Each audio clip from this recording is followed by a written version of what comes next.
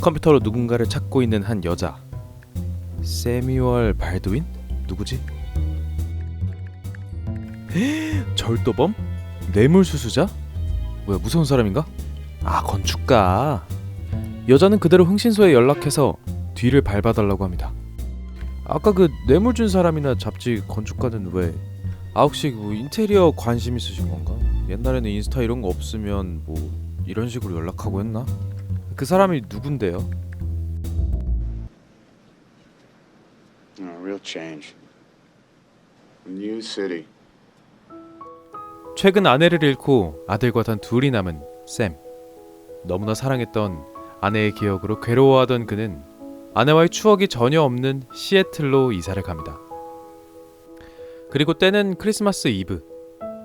어린 자기가 봐도 힘들어하던 아버지를 위해서 상담 라디오에 사연 전화를 넣은 샘의 아들 조나. Please. Sam, it's his Christmas wish. 결국 상담에 응하는데요. She made everything beautiful. 이런 샘의 가슴 아픈 사연을 라디오에서 우연히 듣게 되는 한 여자. 어? 아까 그분이다. 이때 처음으로 샘을 알게 됐군요. Oh, it was a million tiny little things that when you added them all up, it just meant that we were supposed to be together. And I knew it. It was like Magic. magic. Well, folks, it's time to wrap it up. Sleepless in Seattle, we hope you'll call again soon and let us know how it's going. 그 짧은 시간 동안 차에서 감성으로 막 샤워를 하면서 샘에게 끌리기 시작한 그녀의 이름은 애니. 근데 문제는 이분이 약혼자가 있어요. 팍 꽂히는 사람이 아니라서 그렇지 그래도 멋있고 잘해주는 남자란 말이죠. 곧 결혼을 앞둔 애니는 지금의 약혼자가 자신의 운명의 상대가 과연 맞을까 고민하고 있습니다. Well, I think I'm going crazy, Dennis. I really do. Are you happily married? What? I mean, why did you get married? Was it all trumpets and fireworks? 여긴 왜요? 라디오에서 샘 얘기 듣고 흔들린 거죠. 급기야 그에게 편지까지도 보내게 되는데 한편 이미 이런 편지들은 발에 치일 정도로 수많은 여성들의 편지를 받게 된 샘. 사연을 듣고서 눈물 흘린 게 애니만은 아니었던 거죠. 그리고 아들마저 여자친구를 만든 마당에 이제는 정말로 새로운 여자를 만나려는 샘. 편지들 중 하나를 골라서 데이트를 하기로 마음 먹습니다. 한편 잡지사에서 일하는 애니는 이제 취재를 핑계로 샘의 일거수일투족을 확인하기 시작합니다. 그렇게 샘의 사는 곳과 사생활을 점차 알아가던 애니. 급기야 그가 사는 시애틀까지 출장을 가기에 이르는데 이제는 결혼보다 더 급한 애니의 샘을 찾는 여정은 과연 성공할 수 있을까요? 그리고 샘도 다시 인연을 만날 수 있을까요? 시애틀의 잠 못 이루는 밤입니다.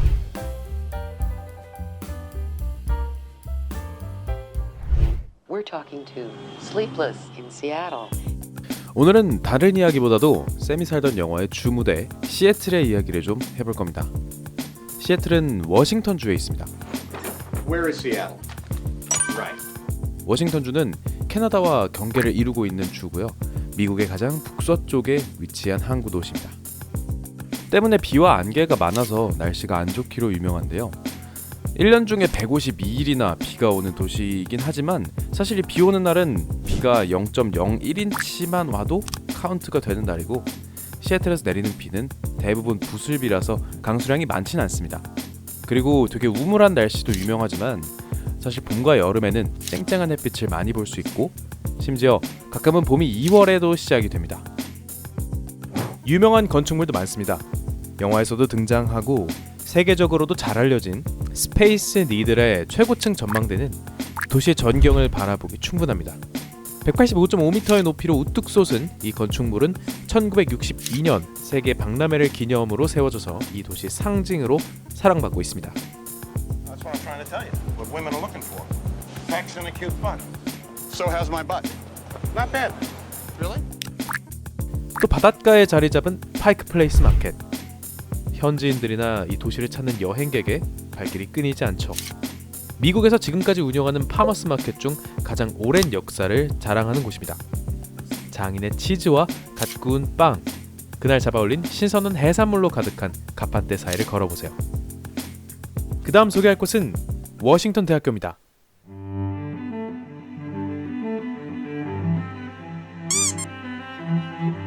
워싱턴 주립대학교와 혼동하기 쉬우니 주의하세요. 학교 마스코트는 덥스라고 하는 시베리안 허스키입니다. 그래서 이 학교를 부를 때도 이름을 따서 UW이라고 하죠. 2020년 TH 세계대학 랭킹에서 26위를 차지하고 있습니다. 파이크 플레이스 마켓 바로 아래 포스트 앨리에 위치한 껌벽은 1993년 인근의 마켓 극장 매표소에서 줄 서서 기다리던 사람들이 지겨워서 껌을 벽에 붙이면서 시작됐다고 합니다. 여러 차례 껌을 제거하려고 했지만 결국 1999년부터는 본격적으로 관광 명소로 자리 잡기 시작했죠. 트립어드바이저가 선정한 세계에서 가장 불결한 명소 2위라는 오명을 가지고 있기도 합니다. 시애틀에서 오래 산 사람이다 관광객들도 모르고 지나칠 만한 사실이 바로 이소룡의 묘지가 이곳 시애틀에 있다는 사실입니다. 32세에 사망한 이소룡의 묘 옆에는 28살에 영화 촬영 중에 오발탄을 맞고 사망한 그의 아들 브랜든 리의 묘가 나란히 자리하고 있습니다. 이소룡이 왜 홍콩이 아니라 시애틀에 묻혔냐고요? 시애틀에서 고등학교와 대학교를 다녔고 이곳에서 절권도를 창시했죠. 그리고 자신의 아내 역시 워싱턴 대학교에서 만났습니다. 시애틀에서 가장 유명한 음료는 커피입니다. 파이크 플레이스 마켓 근처에서 처음 문을 연 스타벅스 1호점은 전 세계 관광객들이 사랑하는 커피 성지죠. 실내 앉아서 마실 순 없고 음료나 원두, 굿즈를 사가지고 나오는 것만 가능합니다. 여기만큼 꼭 가봐야 되는 곳이 스타벅스 리저브 로스터리 테이스팅 룸이죠. 어마어마한 규모와 다양하게 판매되는 굿즈들, 심지어 옷이나 오토바이까지 판매하고요. 음식도 엄청나게 다양합니다. 사실 시애틀은 카페인으로 에너지를 충전하는 도시입니다. 시민 1000명당 커피숍의 수가 2.5개에 달하고 미국에서 커피 전문점이 가장 많이 몰려있는 도시입니다. 현지인이 가장 많이 소개하는 매장들을 소개해드릴게요. 파이어니어 광장에 위치한 이 카페는 디컨스트럭티드 라떼가 유명합니다. 라떼를 분해해서 제공한다는 건데요. 우유, 에스프레소, 라떼를 각각 담아서 제공하죠. 에스프레소가 굉장히 진하니까 우유에 타서 드세요. 라 마르조코, 사실 알 사람은 다 아는 커피 머신 브랜드입니다. 1927년부터 커피 머신을 만든 회사로 이탈리아 피렌체에 본사가 있죠. 전 세계에서 유일하게 본사에서 직접 카페를 운영하는 곳이 바로 시애틀입니다. 이탈리아 정통 커피를 드실 수 있으니 꼭 가보시길 권합니다. 파이크 플레이스 마켓 아래쪽에 위치한 작은 카페가 하나 있습니다. 바로 고스트엘리 에스프레소. 시그니처 음료는 미스테리 모카입니다. 몇 가지 질문을 던지고 고객의 입맛에 맞게 만들어주는 카페죠. 이 카페에 또 다른 장점이 한 가지 있습니다. 바로 아까 보여준 껌벽이 바로 앞에서 보인다는 점이죠. 발라드에 위치한 이 작은 카페, 메이블 카페는 방탄커피로 유명한 곳입니다. 크림 대신에 버터를 넣어서 카페인이 몸에 방출되는 걸 조절해서 더 오래 커피에 취하게 해주죠. 생각보다 진하고 맛있으니 드셔보세요. 예슬러 테라스에 위치한 이 카페 브로드캐스트 커피의 시그니처는 정말 독특합니다. 디스코폰이라는 아이스 커피인데요. 탄산수에 에스프레소를 넣고 레몬 껍질로 고명을 얹은 커피입니다. 상상이 안 가는 맛이죠? 유명한 데에는 이유가 있으니 드셔보세요. 지금까지 이걸 보고 계신 당신은 이쯤 되면 영화가 아니라 시애틀에 관심이 있는 게 확실합니다.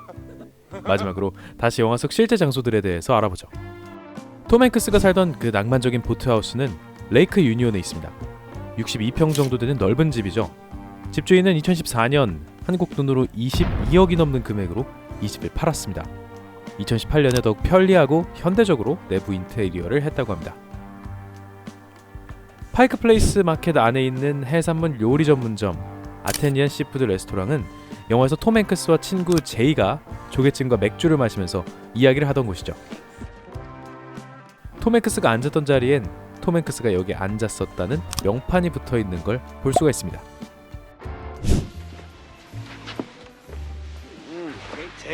애니와 약혼자 월터가 발렌타인데이에 맨하탄에서 만나서 식사를 하던 곳이죠. 정확히 말하자면 록펠러 센터의 G 빌딩의 65층에 있는 레인보우 룸이었는데요. 건너편에 있는 엠파이어 스테이트 빌딩이 보이는 명당입니다. 엠파이어 스테이트 빌딩 1931년에 지어져서 1973년 쌍둥이 빌딩이 세워지기 전까지 세계에서 가장 높은 건물이었습니다. 총 102층 381m인데요. 실제로는 86층의 전망대까지만 사용 가능한 공간이고 나머지 층은 기둥으로만 이루어진 구조물입니다. 재밌는 건 이 건물을 단 13개월 만에 지었다는 점. 영화에 등장하는 외관과 로비는 실제 엠파이어 스테이트 빌딩에서 촬영했지만 전망대는 실제보다 살짝 넓게 만든 촬영장이었습니다. 어디에 촬영장을 지었냐고요? 지금까지 시애틀의 잠 못 이루는 밤에서 등장한 여러 장소와 그 지역의 특색을 좀 알아봤습니다. 좋아하는 영화의 로케이션을 알아보고 직접 가는 것보다 더 좋은 게 영화 팬한테 있을까요? 이만 인사드리겠습니다. Goodbye. Good night. I love you.